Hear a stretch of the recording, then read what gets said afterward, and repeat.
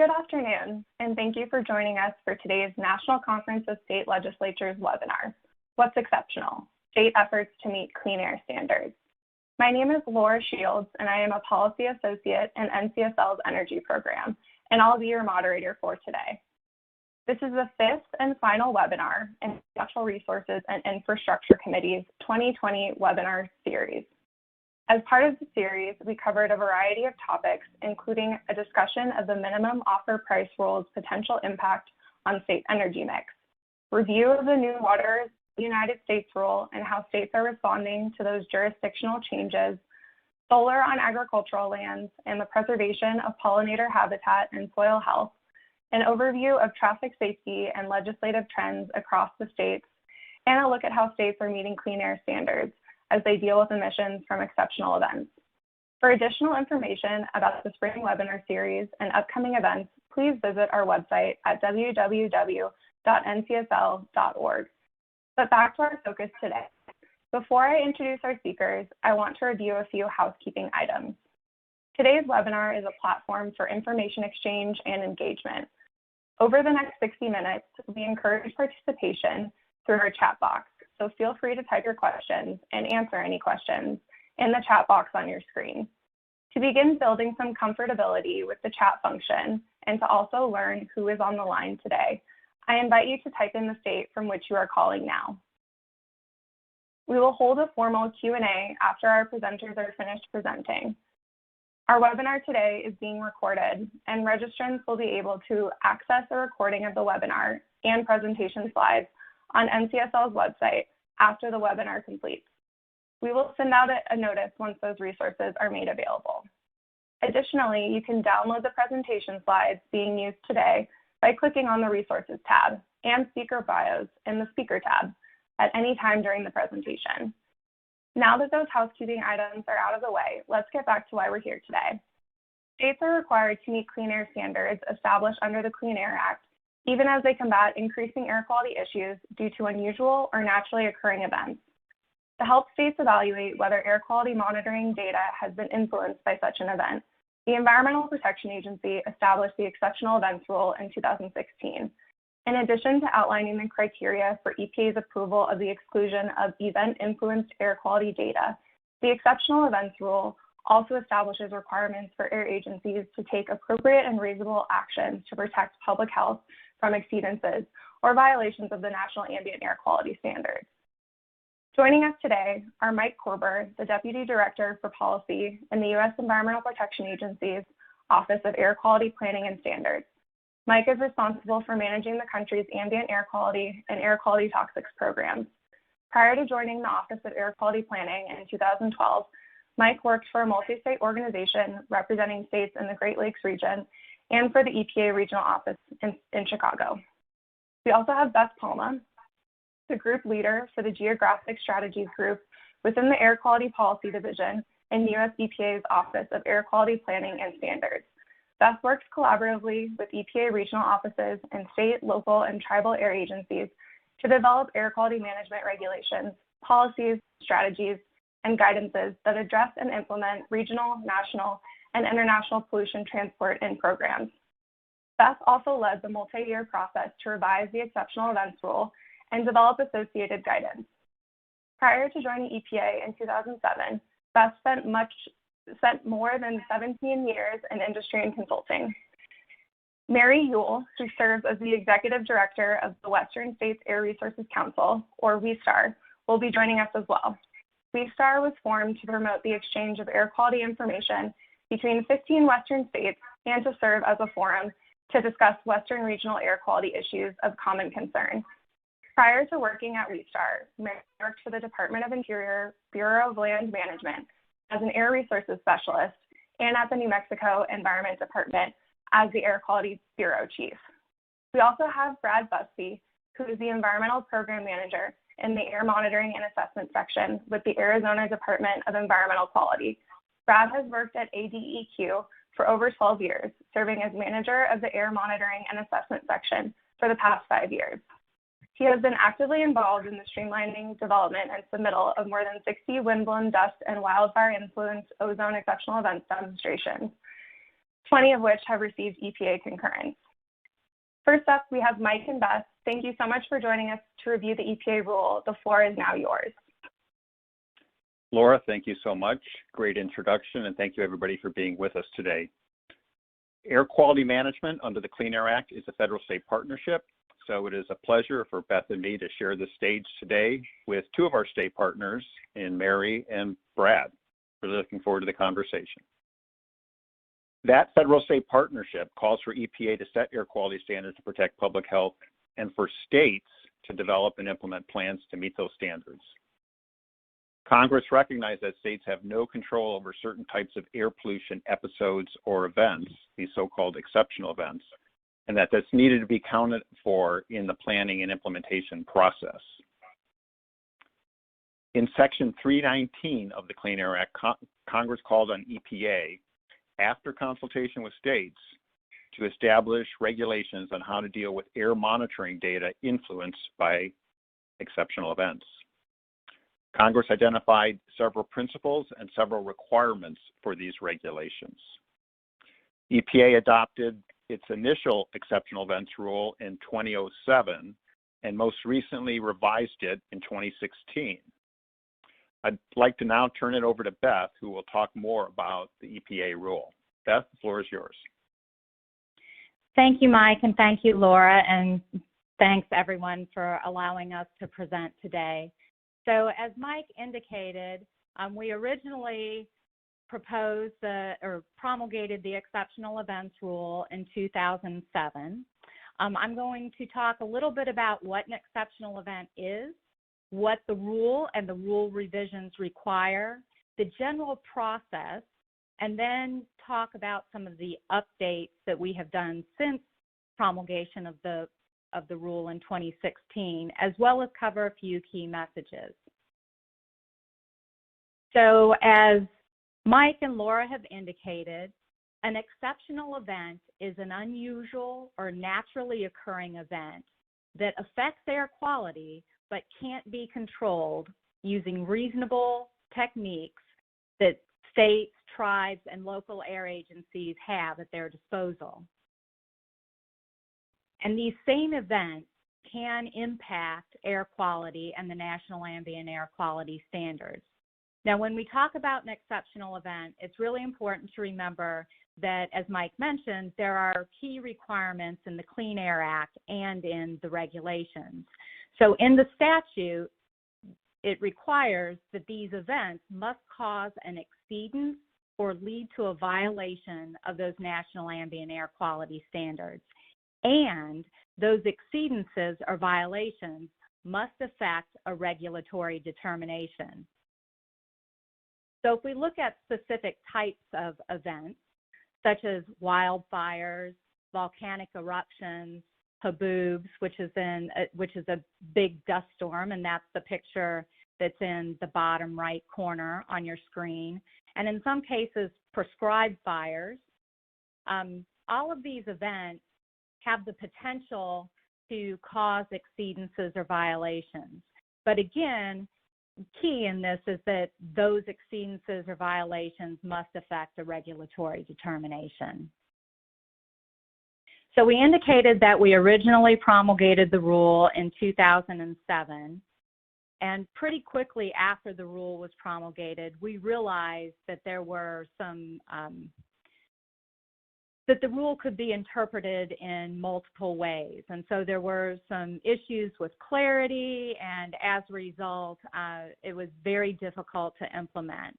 So in 2010, we began a multi-year process whereby we got feedback from a number of different stakeholders, including Arizona Department of Environmental Quality, so Brad was involved in that, as were planning organizations such as Westar, which Mary represents. And we undertook a multi-year effort to really identify what the key issues were with the original rule and change those when we implemented these 2016 rule revisions. So our overall goal in promulgating the rule revisions was to improve both the demonstration development process as well as the process by which EPA reviewed these demonstrations. So key in that process is communication, providing clarity about what a demonstration might include, providing a narrative or telling a story about what the event was and how it impacted air quality, and then providing needed clarity in the process. I've included a link in these slides where you can peruse our website, which has a number of these tools, and the actual rule is also on the website. So just generally speaking, I want to talk a little bit about what the rule does. So generally, the exceptional events rule establishes procedures and criteria for identifying and evaluating air quality monitoring data that have been affected by the types of events that we just talked about. The exceptional events rule provides a mechanism by which air quality data can be excluded from certain types of regulatory decisions and actions. And this element is particularly important because the exceptional events rule is the only mechanism by which air quality data can be excluded from a NAAQS calculation or a design value calculation. Other mechanisms in the Clean Air Act provide regulatory relief, but only the exceptional events rule allows the removal of data. And I do want to clarify that when I say removal, we're not removing event influence data from the data set. We are just removing it from the calculations that are used in these regulatory determinations. Another unique aspect of the exceptional events rule is it applies to all criteria pollutants and all national ambient air quality standards. So this rule applies equally to the 24-hour PM2.5 standard, as well as the annual PM2.5 standard, as well as the sulfur dioxide standards, the ozone standards, et cetera. This also applies to all state air agencies, local air agencies, and tribal air agencies that operate these air quality monitors and produce regulatory data. And if states or these air agencies agree, then federal land managers and federal agencies, other federal agencies, can also use the provisions in the exceptional events rule and submit demonstrations. As I mentioned,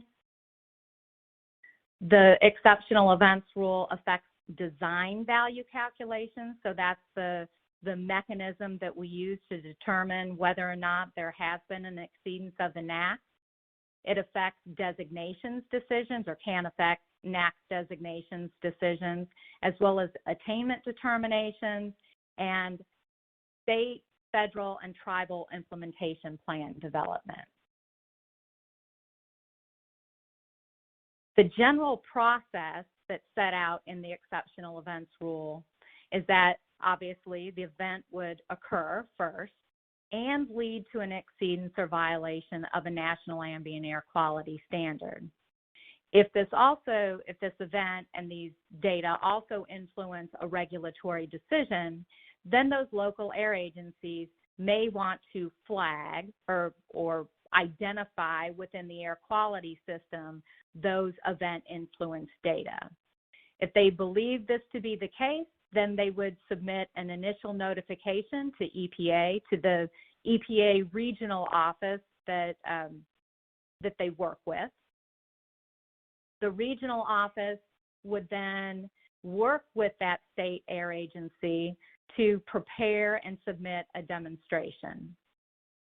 EPA would then review that demonstration, and if we agree that an event happened, it caused that exceedance or violation, then we would place concurrence flag in the air quality system database. So since we promulgated the exceptional events rule revisions in 2016, we have concurred on 34 state demonstrations. So when I say a state demonstration, and I'm sure Brad can attest to this, In some cases, a demonstration might be one single event day, or it could be hundreds of exceedances. So just as an example, we might receive a stratospheric ozone intrusion demonstration that covers one pollutant and one day. In another case, such as volcanoes in Hawaii, that demonstration might cover hundreds of exceedances. So it's pretty comprehensive. So when we say 34, that is not just 34 event days. It could be many more than that. Also, since promulgation of the rule in 2016, we've developed multiple guidance documents to help right-size the demonstrations and facilitate the exceptional events process. All of these guidance documents are located on our website. The first guidance document that we developed was our wildfire guidance, and this was released at the same time that the 2016 rule revisions were promulgated. A couple of years after that, we produced a stratospheric ozone intrusion guidance, and then a high wind dust guidance, as well as a data clarification memo, and then most recently, prescribed fire guidance. I also want to note that as I had mentioned that we sought stakeholder feedback before revising the exceptional events rule. And one of the things that we heard over and over was the need for tracking and just transparency in demonstrations. And we also heard this from the state agencies. They would submit a demonstration, and in some cases, they never heard what happened to it. It disappeared into a black hole. So one of the things that we've been working on for quite some time is an electronic tracking and submission system for exceptional events. Some of you may be familiar with the SPECS programs to which states submit their state implementation plans. We're currently developing a module which will also allow for the electronic submission and tracking of exceptional events demonstrations. That module is currently in beta testing, and we hope to deploy it later this summer. Our exceptional events webpage, for which I've included the link in this presentation, also includes example demonstrations. So as we concur with certain demonstrations, we try to post an example demonstration so that states can, the demonstrations are a combination of an event type along with a pollutant or a NAC. And so there are lots of different combinations, as you might imagine. And we've posted examples on our website so that other state air agencies who might not have the experience that somebody like Arizona might have with high wind dust events can go onto the website and look at those demonstrations to get an idea of the kind of information and supporting material that they might need to include in their demonstration. So in conclusion, I just want to leave folks with a couple of key messages.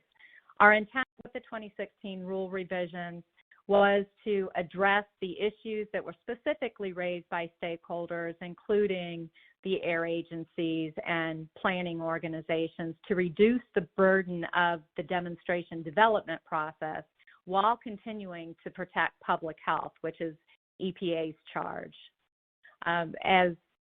As you'll probably hear later, it is critical in this process that air agencies coordinate early and often with their EPA regional office to ensure that the demonstrations that they produce address the key issues and provide the information that EPA needs to concur. We continue to seek feedback and opportunities to continually improve this process and our implementation process. So our goal is continuous improvement. Our website is a living website. As we learn more, as we receive additional questions, we try to update those tools that are on the website, because we do want this to be an efficient process, and we do want states to be able to take advantage of the exceptional events rule. And then lastly, our website, as I mentioned, is a living website and provides key resources, and we update that on a regular basis. So with that, I'll leave you with some contact information. Denise Scott in my group is the Exceptional Events Program Lead. Her contact information is on this last slide, as is my contact information. And I think at this point, I am turning this over to Mary. Thanks, This is Beth. Laura. Thank you. Oh, thanks so much. I'll go ahead and thank Beth and Mike really quickly for setting the stage and providing an in-depth review of the rule and subsequent guidance. Mary, the floor is now yours. Thanks so much for joining us. Great. Thank you, Beth and Mike. I feel like we're getting the band back together on exceptional events here because we worked so closely with EPA on the 2016 revision to the exceptional events rule. So this slide, this is a picture from wildfire smoke across a highway. That's a car you see. This is from Sisters, Oregon, a couple years ago. This could have been an exceptional event. Really, as Beth pointed out, though, there's a lot that goes into what is an exceptional event. So, but wildfire certainly does comprise many of the exceptional events that occur in the West. I am the Executive Director of WESTAR, the Western States Air Resources Council. Just a little background about who we are and what we do. WESTAR was founded in 1988 by 8 Western state air agencies and has grown to 15 state agencies. We provide a forum for exchange of information between the Western states on air quality issues, and we also share resources, particularly technical resources, for the common benefit of our membership. Within WESTAR is the Western Regional Air Partnership that has the same membership as WESTAR of the 15 Western states, but also includes the tribal organizations within those 15 Western states and local air agencies, as well as federal land managers and EPA. So Beth gave an excellent overview of exceptional events. I have just a few bullets that are important to remember about exceptional events. One is that the Clean Air Act and EPA regulations rely heavily upon monitored air quality data and the calculation of what's called the design value to characterize whether an area meets the National Ambient Air Quality Standard. And the Clean Air Act does recognize some monitored data is not appropriate to characterize the air quality of a city or region when that data is influenced by exceptional events that are not otherwise controllable. In other words, a state couldn't enact regulations to reduce the emissions that caused that exceptional event. Those events may be human-caused or natural. And then EPA has developed the exceptional events rule to help specify how states can identify data that's influenced by exceptional events and exclude that data from the calculation of the design value, and also protect public health to the extent possible from air pollution during these events. Of course, the exclusion of the data from the calculation doesn't mean that the event itself doesn't generate unhealthy levels of air pollution. That's a really important thing to remember, is that there is still likely unhealthy levels of air pollution occurring during these events. So in the West, and I like to think of the West as sort of ground zero for exceptional events, although of course exceptional events occur across the country, but we really in the West get to see a wide array of exceptional events, and probably on a more frequent basis than other parts of the country. So this slide shows you the high ozone day in Southern California, and this is what you typically think of a bad air pollution day in Southern California: emissions generated by mobile sources and industry, and it looks particularly like a day you wouldn't want to be breathing the air in Southern California. But we also have other high ozone days in the West. In the left-hand corner, you see the high ozone day that might be caused by a nearby wildfire. And then you also see on the right-hand side of this slide the high ozone day in Gotha, Colorado that looks like a pretty good day, but is actually a high ozone day due to what's called stratospheric intrusion, where ozone-rich air in the stratosphere actually can be injected into the troposphere, where we all breathe it, because of certain meteorological events that generally occur in the springtime at high elevations in the West. So our typical exceptional events, as I said, wildfire, prescribed fire, agricultural fire, stratospheric intrusion, and high wind dust events, and Brad's going to talk a little bit about high wind dust events. Air agencies have to make decisions about what days to request to exclude from the calculation, and they do that based on a number of things, but let me say first that the request to exclude days has a heavy resource impact to state, local, tribal air agencies. So they're looking at, of course, the non-attainment status of the area, whether those days that they've previously flagged in the calculation that could have been a couple years ago, but because the calculation includes multiple years, they don't exactly know at the time when they're flagging it whether they will indeed submit a request, an exceptional events demonstration. That's the regulatory impact, and then whether the agency even has the resources available and whether there is sufficient evidence. Many of these demonstrations can number into the hundreds of pages of evidence because of the sort of the sidebars put into the exceptional events rule that ensures that states are really taking a hard look at these requests that they're making. It is possible that a wildfire, for instance, or a prescribed fire or an ag fire may cause impacts in several states, and so one would think, oh, the states can just get together and all submit the same demonstration, but sometimes the impacts are not the same on all the states, and so that makes the coordination of state demonstrations particularly complex. And exceptional events demonstrations are becoming a larger part of the workload for states, local, and tribal air agencies for a number of reasons, including that as we know more about air quality and how it impacts public health, the standards are actually becoming lower in some cases.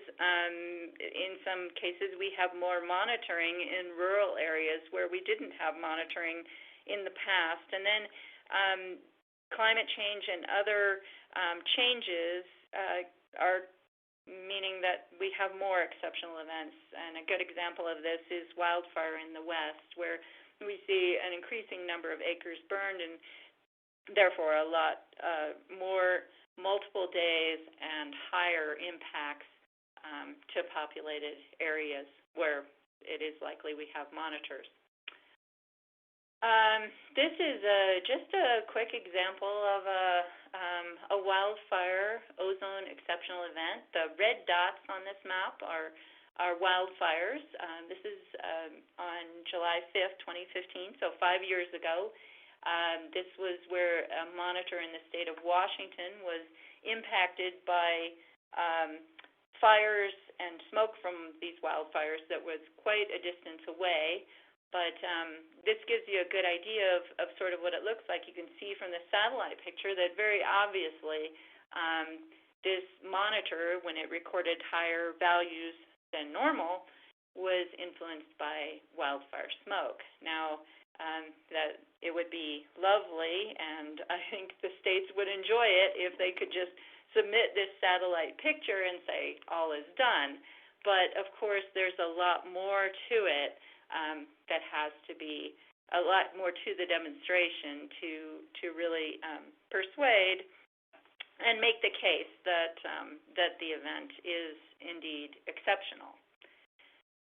To that end, in 2018, the Western governors wrote a letter to then EPA Assistant Administrator Bill Wareham with this statement that exceptional events demonstrations are resource intensive. As I said, several, can number into the hundreds of pages, and the research that's involved in making these cases is not trivial. They're costly, and they do place a significant burden on strained state resources when EPA does not review these state submissions in a timely manner. And that refers to what Beth was talking about, the regulatory significance. Sometimes a state may submit the demonstration because the data is relevant and current, but yet the state may not yet know that whether that data is what we call regulatorily significant, whether that exceedance will put the monitor into a non-attainment status. So in 2018, the Western governors asked EPA to streamline the process for exceptional event demonstrations and provide more technical tools. And to a large extent, as you will see, EPA has really facilitated that in particular, with the production of technical tools. Beth talked about a few, and I'll talk about a few at the end of my presentation here as well. So the Western technical needs for exceptional events. We need to know the patterns and impacts of global air pollution transport to the West. We need to know the patterns and impacts of stratospheric ozone intrusions. I talked a little bit about those. Those are kind of complex meteorological events that result in elevated ozone concentrations, particularly at higher elevations in the West. We, of course, for wildfire exceptional events and prescribed fire, we need to track and analyze the fire and smoke impacts. And then for dust emissions, because of a changing climate, because of enhanced drought conditions, those kinds of things contribute to some of the dust events in the West as well. So technical needs for understanding global transport and the Western impacts. The Western Regional Air Partnership does conduct some modeling studies for ozone, for other pollutants, and our regional haze planning effort. And those kinds of resources are available to the states when they are preparing these demonstrations to look at how air in the West is impacted by global transport patterns.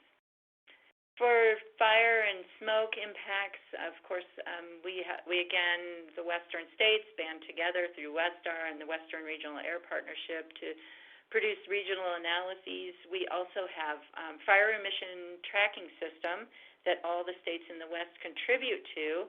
So if, for instance, a state where a wildfire doesn't occur needs that information about the wildfire occurrence because they were indeed impacted by the smoke from that wildfire, it's easily exchangeable. And then we also have some tools that states can use and access for exceptional events demonstrations and to determine whether an event is indeed exceptional. Ozone intrusion impacts, there's some Western regional meteorological analysis. EPA has participated very heavily with the Western states where ozone intrusions are more common at higher elevations.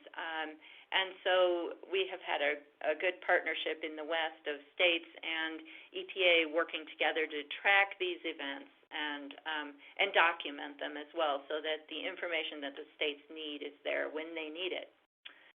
Finally, the technical needs for a high wind dust event. Of course, again, Western regional analysis and some of our regional haze planning studies can assist states in tracking dust emissions and making that case for high wind dust events, whether those are exceptional or not. My final slide is really some of the tools that have been so helpful in the West that EPA has put together on their webpage. Of course, the Wildfire Ozone guidance to assist states, and it is great because wildfire is so prevalent, and we have so many days in the West of wildfire exceptional events. The crosswalk that EPA put together when the 2016 rule came out so that folks could understand the changes that had been made and where things were different to streamline the process. Best practices for multi-agency demonstrations. This goes towards those exceptional events that cross state lines and helps the states understand how they might be able to work together so that they're not each producing a demonstration, each doing the same research, but that research and data can be combined together to be more useful. The mitigation plan checklist, and then the examples. There are 12 concurrences on the EPA website so that folks can go look at those and get a good idea of what needs to be in their demonstration. Finally, I'll mention the online submission system for exceptional demonstrations is something that I think the states and EPA are both looking forward to. Not having huge amounts of paper is helpful, and being able to track these things online is a great idea. So with that, I am done. I've got our Westar website and our Wrap website if you want some more information about what our organization works on. It's all there. And with that, I will turn it over to Brad. Thanks so much, Mary. And Brad, just before you get started, wanted to just remind the audience quickly that if they have any questions, to please enter those into the audience chat box on the left-hand side of your screen, and we'll answer them at the conclusion of the webinar. Our last speaker, as Mary mentioned, is Brad, who will offer a deep dive into exceptional events in Arizona. Brad, the floor is now yours. Thank you. I really do appreciate the opportunity to speak today. I'll be speaking on exceptional events and kind of the lessons that we've learned at Arizona DEQ, our experience, and as previously stated, my experience spans probably the last 10 to 11 years working at ADEQ and being involved in exceptional events. And there's a photo there of one of our large dust storms we had back in, I think that one is from 2011. But we had so many and have lots of great pictures, I sometimes lose track. So our experience, previously mentioned, I've been a part of about 60 submittals to EPA, and of those 60 submittals, about 20 received concurrence. The reason I use 20, as previously stated, is that sometimes we have multiple events days submitted as one submittal. So depending on how you count that, we come up with the numbers of 20 and 60. But what you'll note is about 1 in 3 then gets concurred with, and the other 2 have not. And I can speak a little bit more of that as we go and why that's important. But critical thing is we've had 0 non-concurrences, so we haven't had any disapprovals, but we've only had 1 in 3 get approved. So that means 66% of our submittals are really a form of waste. Either they were not regulatory significant or they did not fall within a 3-year period of an actual EPA action that needs to be made. And some of those submittals span back to 2010, 2011, 2012, so it was also before the most recent rule and guidance that really helped us better understand when we should be pursuing and when we should not. But 50 to 200 pages per demonstration is about the average that we see. 50 is more the demonstrations that we've done more frequently, that we have more experience with, so our windblown dust ones, we've kind of streamlined those to a good extent. But when you're first tackling your first as a state demonstration, expect it to be longer, expect it to take longer, and expect it to be a little bit more costly. And when we were putting together some of the more recent ozone influence from wildfire exceptional events, they were much longer, had more review back and forth with EPA, and that means more staff time spent and more overall cost. But ultimately, they're a necessary and invaluable tool that help make sure that we are able to attain federal health standards and not being subject to unnecessary regulation or negative economic impact due to a natural or unpreventable event. So one of my favorite slides, we're a lean organization in ADEQ. And some people would see a glass as half full, some people would see it as half empty. What we try to do is say, why do we have the glass being twice the size that it should be to begin with? So with Lean, we're trying to minimize delays, use standard working templates. We've developed a lot of those related to exceptional events. And every time we do a new exceptional event, that's a new template that we can use going forward. So it saves us time and energy for future events. We're trying to eliminate redundancies, reduce waste overall, and we need to maintain a high quality product, and that's important because these events need to be legally defensible. We know that they'll be under a high level of scrutiny potentially, not just from EPA, but elsewhere. And so we want them to be a high quality product, hitting on all the parts of the rule that we need to hit on while still not being overly burdensome to the state.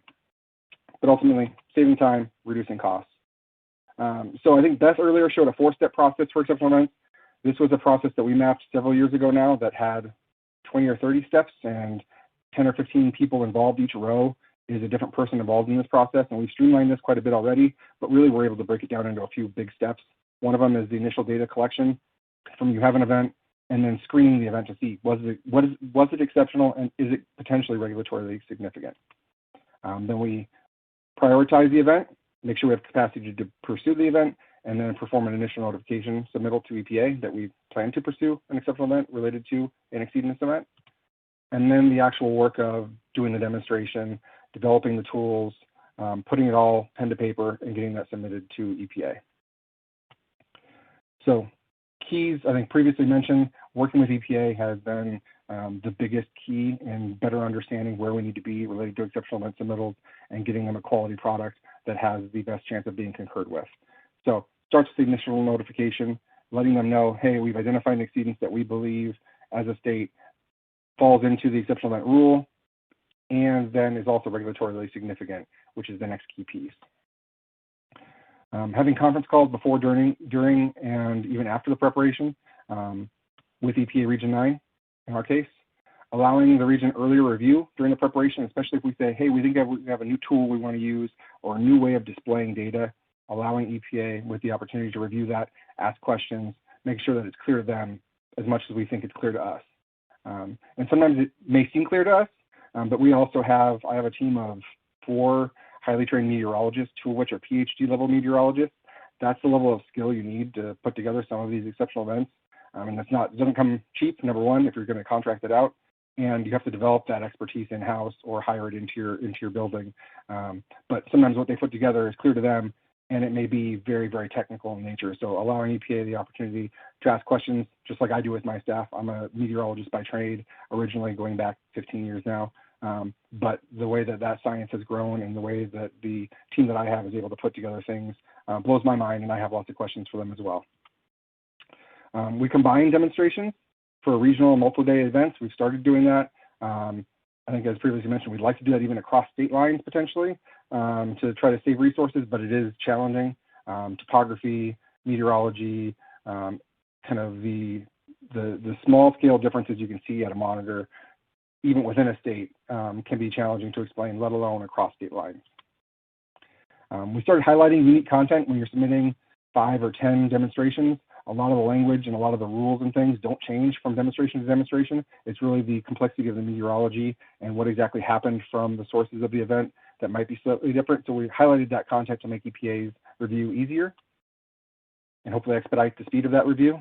And then providing both other agencies. So we're not autonomous in this in Arizona at Arizona DEQ. We work with Maricopa County, within which Phoenix lies. We work with Maricopa County Association of Governments on all of our demonstrations that are within the Phoenix metro area. It's a collaborative effort, so we allow them kind of some collaborative walkthrough, same with EPA Region 9, of the demonstration prior to any public comment period, and really as we're developing the demonstration, in case there are any final questions that need to be answered before we put that document out and then ultimately submit it to EPA. One of the key tools we started doing, and we're actually reviewing updates to our tools for screening right now, is a screening process. So looking at every exceedance and say, is this potentially exceptional? Is it possible that it already is regulatorily significant or could be in the next 2 or 3 years? Going through a list of, at least previously, an 8-point scale for dust events of different criteria we would like to see hit the mark to make the demonstration as clear-cut as possible and easier to really pursue, where it's we We have photographic evidence of a large dust wall. We have really strong winds per National Weather Service data. We have monitors across the valley that experience impacts, those sorts of things, kind of go in the plus column. And then the higher it scores, the more likely it is to be exceptional and to be an event worth pursuing. And the higher it scores on here, typically the easier it is to put together that presentation for EPA by way of the exceptional events demonstration. So we've developed some really, really neat tools over the years to help us display visually the numerical data we get from exceptional events monitors that record exceedances. So one of those is GIS Imagery.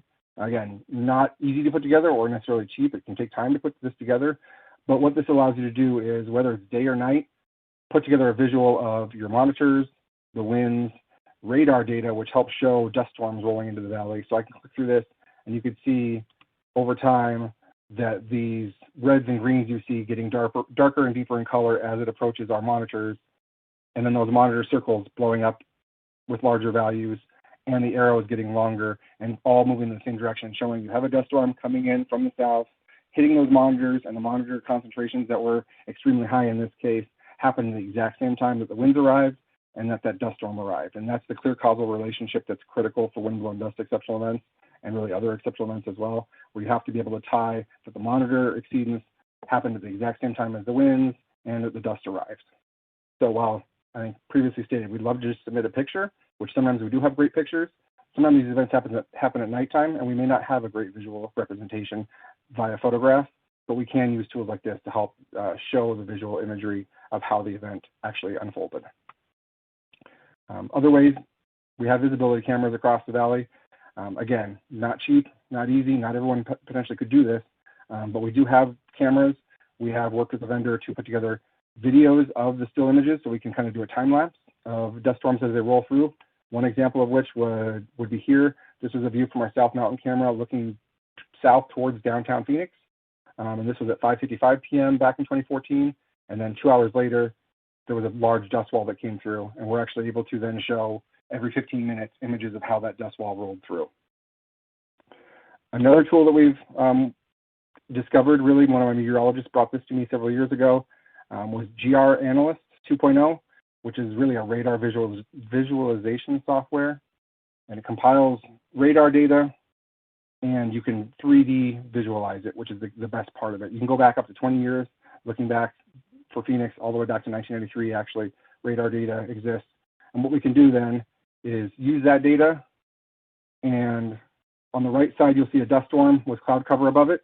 And on the left side is what that radar data visualized to recreate what you're seeing in real time during the dust storm. So even if that dust storm on the right happened at nighttime and we didn't have a great visual of it, we can recreate what it would have looked like based off of radar data. So the same radar data where you see kind of dark greens moving through your town, it means it's going to be raining. We can use that same radar data, create a 3D visual of it, and depict what that dust storm would have looked like had we had an image of it. So the limiting factor there is you have to have radar near where the dust storm is happening. In Phoenix, we do. On this instance, we actually had a pretty picture of the dust storm, but if we didn't, we still could have recreated it, and we have used this for nighttime dust storms in the past. And this tool, I think, was only $200 per license, not an incredibly expensive tool, but the results we're able to get from it and the benefit we're seeing is tremendous.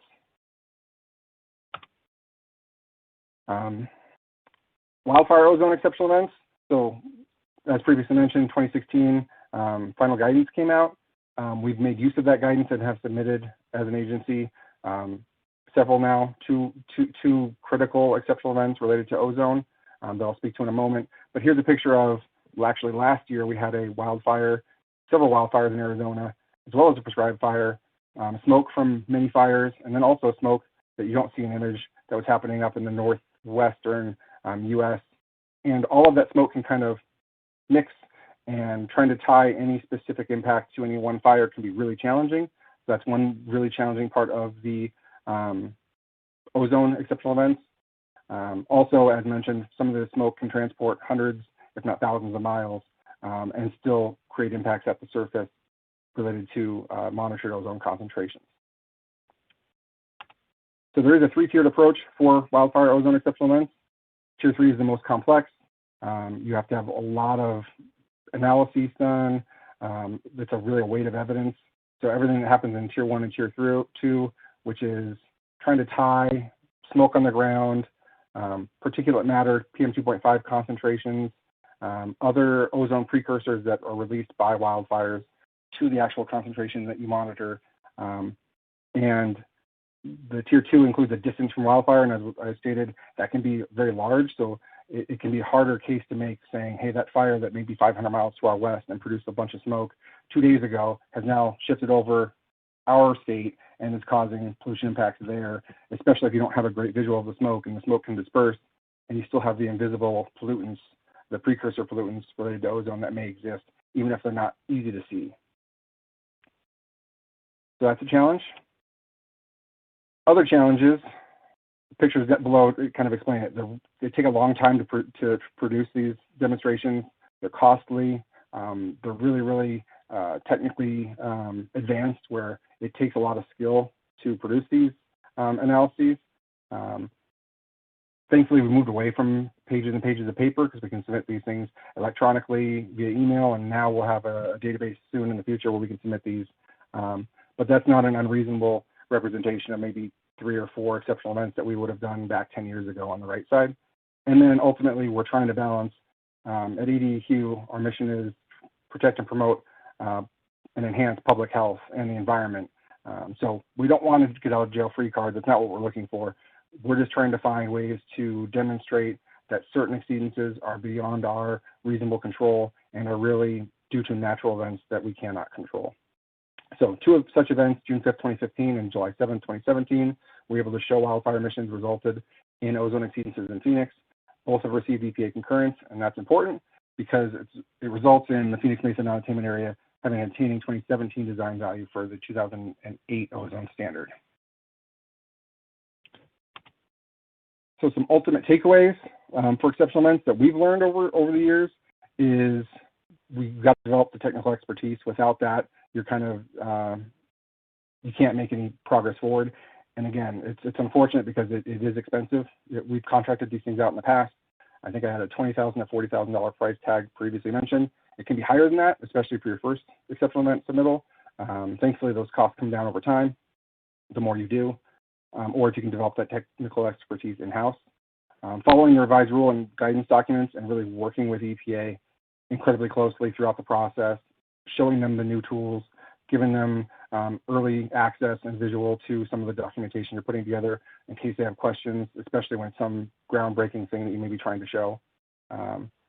Coordinating throughout the process, screening your events to make sure you're not pursuing events that may not be regulatorily significant or may not have a chance of concurrence, critical as well. Mapping out the process, developing standard language templates, and then visualizing things either with GIS, visibility cameras, or even just photographic evidence from the media, social media, another good resource as well. And that was all that I had. Thanks so much, Brad.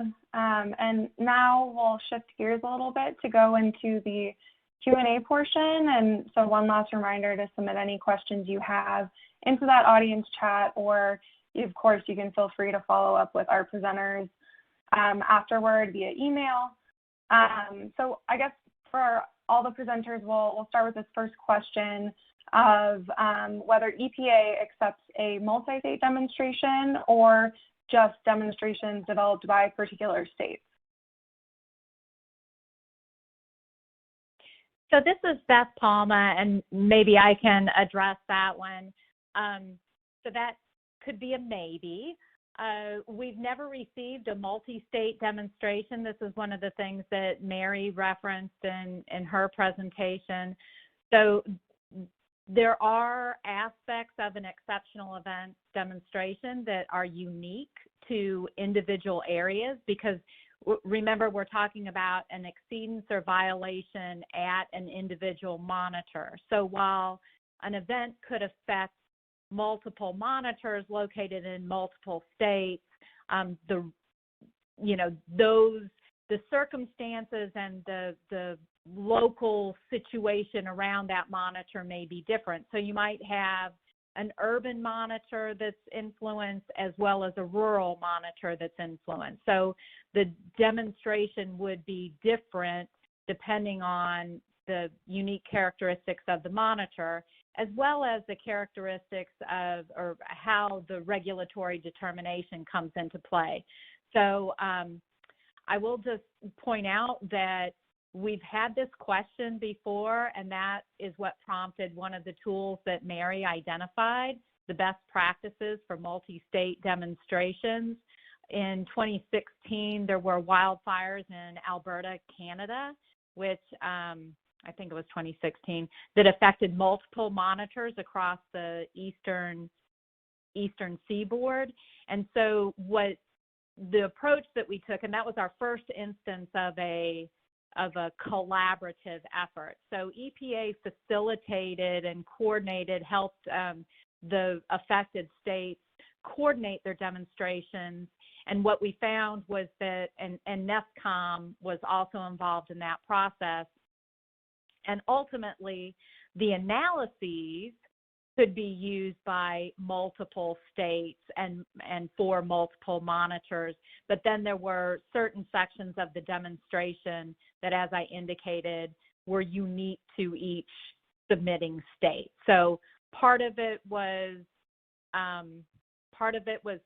shared information, and then other aspects of the demonstrations were developed individually, you know, by those individual submitting agencies. And we had actually talked about whether it makes more sense for, you know, whether those states could submit in a single demonstration, and we said yes, but ultimately the states that collaborated were the ones who decided that it made more sense to share the information and then submit individual demonstrations. Thanks, Beth. That's really helpful to kind of provide an overview of that collaborative process with a specific example. So thank you. I will turn to another question, and maybe this is best suited for Mary and Brad, but we're wondering how states think about the exceptional events process within the broader framework of protecting public health, and in particular, some examples of policy approaches states have taken to mitigate exceptional events and avoid these exceedances.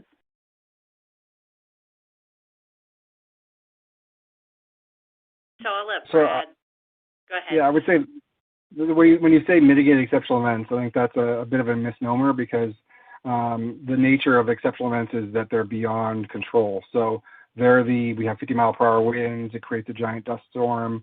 It hits the entire Arizona, Phoenix area monitoring network, and sometimes even continues all the way up into northern Arizona and hits other communities up there.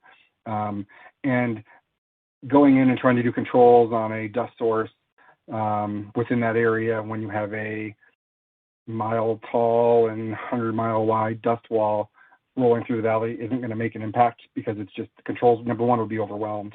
And number two, it's such a large scale event that there is no mitigating that exceptional event. But there are measures that are in place, controls that are in place. In fact, that's a part of the rule where you have to have controls, and you have to document the controls you have in place.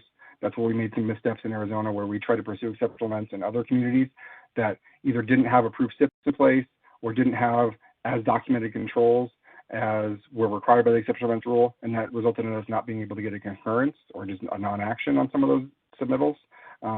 But we have controls. We're also always looking for voluntary actions. We have voluntary programs at ADEQ where we look at things like vehicle idling at schools and elsewhere. We look at all sorts of voluntary programs, lawnmower replacements, things like that, that can help reduce pollution overall, that would hopefully lower the baseline. But the nature of exceptional events is that they are exceptional and that they are naturally occurring and that they are beyond reasonable control. So there aren't ways to really mitigate those events, but what we can try to do is control the things that are within our control, which we do try to do. And I would just add that many of the states, as an exceptional event, is sort of rolling out, be it a wildfire or stratospheric intrusion or a dust event, that all the states have methods of communicating with the public to to inform the public of what's about to happen. So, there are very good ties that many of the states have with their National Weather Service offices to get that information out, and those have been improving greatly over the past 5 to 10 years. That sort of coordination is going on within the states. It's not necessarily a part of the exceptional events rule, but it is something that state air agencies, local agencies, tribal agencies need to do when these events are occurring. Correct. I second that. We do daily air quality forecasts. We do alerts for pollution events. We alert the public as much as we possibly can when there is a pollution event, whether it's exceptional or otherwise. Thank you, Mary and Brad. That was really helpful. And that's just about all the time that we have for today. So again, if folks have questions, feel free to follow up with our presenters. I'd like to extend a final thank you to you all for joining us. We greatly appreciate the expertise of each of our presenters and the expertise they were able to share on this webinar. Additionally, this webinar, as a reminder, a recording of the webinar and the presentation slides will be made available shortly. Thank you for your continued interest and support of NCSL, and have a great day.